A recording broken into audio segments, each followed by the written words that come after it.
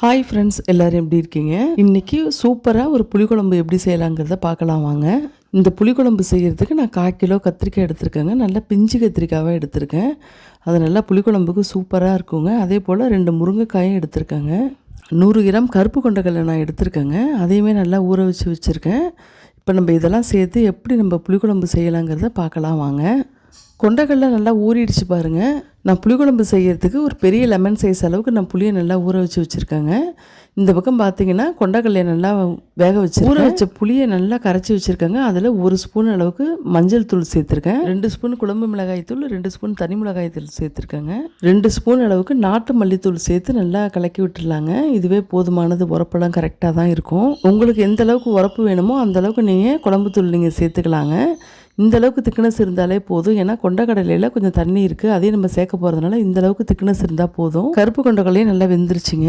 ஒரு கடாயில் 2 table spoon okay oil தாங்க சேர்த்துருக்கேன். இந்த குழம்பு கடலெண்ணெய் நல்லெண்ணெயிலையும் செய்யலாம், நல்லாயிருக்கும். எண்ணெய் காஞ்சதுக்கப்புறம் கொஞ்சமாக நான் கருவடகம் சேர்த்துருக்கேங்க. அடுத்து 1 டீஸ்பூன் அளவுக்கு வெந்தயம், 1 டீஸ்பூன் அளவுக்கு ஜீரகம், 1 டீஸ்பூன் அளவுக்கு கடுகு சேர்த்து நல்லா வெடிக்க விட்டுருலாங்க. கடுகுலாம் நல்லா வெடிச்சதுக்கப்புறம் பார்த்தீங்கன்னா மீடியம் சைஸ் பெரிய வெங்காயம் நான் கட் பண்ணி வச்சுருக்கேன், அதையுமே உள்ளே சேர்த்துக்கிறேங்க.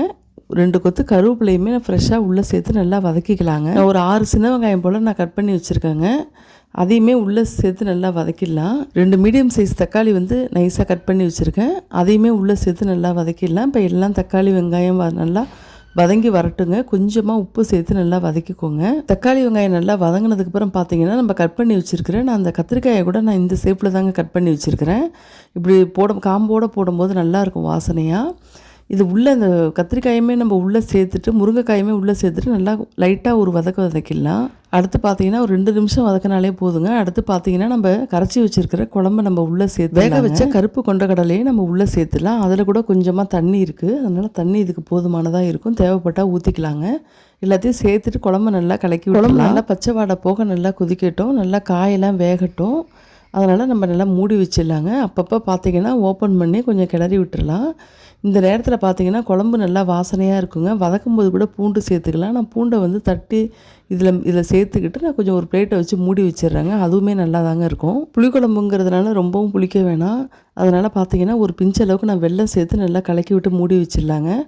அவ்வளோதாங்க, சூப்பரான புளிக்குழம்பு ரெடி ஆகிடுச்சிங்க. முருங்கைக்காய், கத்திரிக்காய், கொண்டக்கடலை எல்லாம் போட்டு ஒரே வாசனைங்க. குழம்பு நல்ல டேஸ்ட்டாகவுமே இருந்துச்சு. நீங்களும் இதே போல் உங்கள் வீட்டில் ட்ரை பண்ணி பாருங்கள். எப்படி இருந்ததுன்னு சொல்லி எனக்கு கமெண்ட்டில் சொல்லுங்கள் ஃப்ரெண்ட்ஸ். இந்த வீடியோவை பார்த்த உடனே லைக் பண்ணிக்கோங்க ஃப்ரெண்ட்ஸ். என்னோட சேனலுக்கு புதுசாக இருந்தீங்கன்னா உடனே சப்ஸ்கிரைப் பண்ணி என்னோட சேனலுக்கு தொடர்ந்து சப்போர்ட் பண்ணுங்கள். ஃப்ரெண்ட்ஸ் அண்ட் ஃபேமிலிக்கு இந்த வீடியோவை ஷேர் பண்ணி விடுங்க. தேங்க்ஸ் ஃபார் வாட்சிங்.